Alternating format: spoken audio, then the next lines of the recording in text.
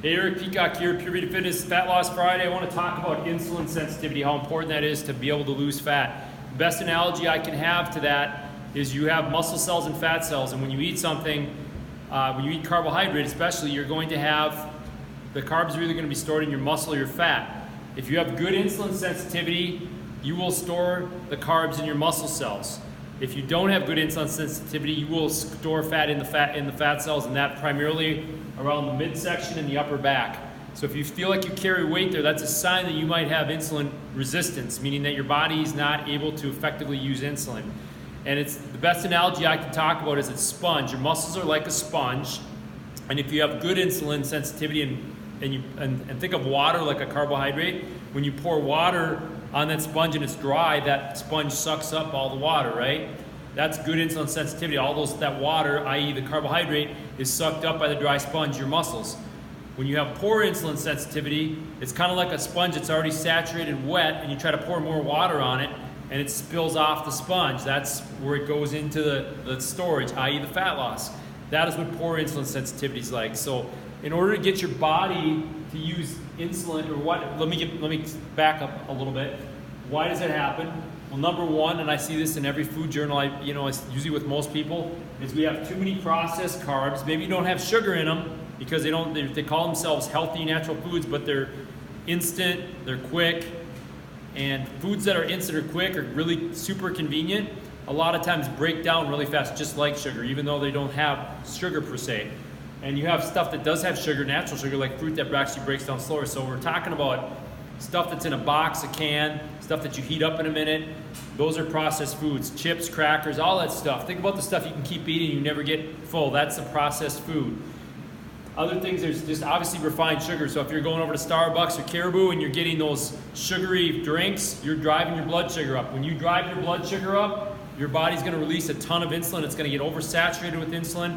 You're gonna start pushing yourself towards that insulin resistance. So you have to cut down on your refined sugar and your processed carbs. And I'll tell you what, it takes a little bit of work. You want to eat whole food carbs. Things like instead of instant mashed potatoes, you're eating like you're baking up some sweet potatoes. Instead of eating, Rice Krispies for breakfast, make some steel cut oats.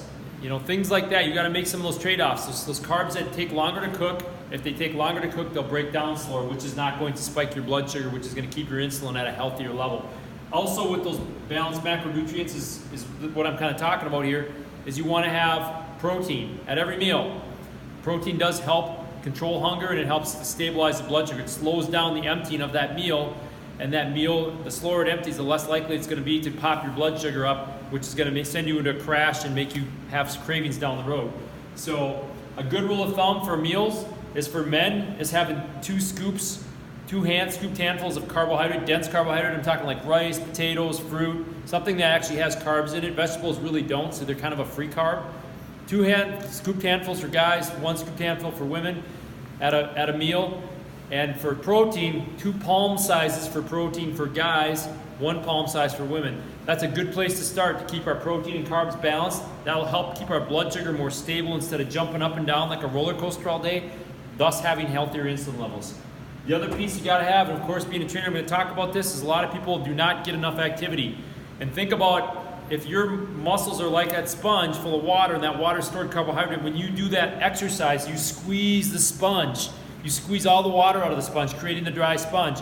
If you're never squeezing the sponge, you're never draining the muscles of carbohydrate, you're never creating that dry sponge effect. So when you exercise, you're creating better insulin sensitivity, and specifically exercise at a higher intensity. You're gonna burn off more of that glycogen, which is the techie term for stored carbohydrate, but it's also gonna give you that dried sponge effect, and it's gonna get your metabolism revved up. So high intensity exercise, balanced macronutrients, balancing your protein, carbs are 2 great places to start to get this under control. If you think you're gaining weight here and you're eating in your upper back, you feel like you're gaining weight there and you feel like you're eating good, I'll challenge you to take a 3-day fitness journal.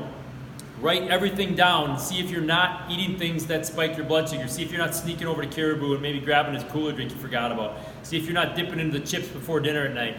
I guarantee if you're getting that and you think you're eating healthy and you're not losing weight, there's something there that you're doing that's causing most likely some type of blood sugar spike, and that's keeping you stuck. Maybe you're not going forward or backward, but you're just getting stuck. So just a few tips. It's Fat Loss Friday. Pay attention to those processed carbs and sugars, balance those meals, and get some exercise. We'll see you next week.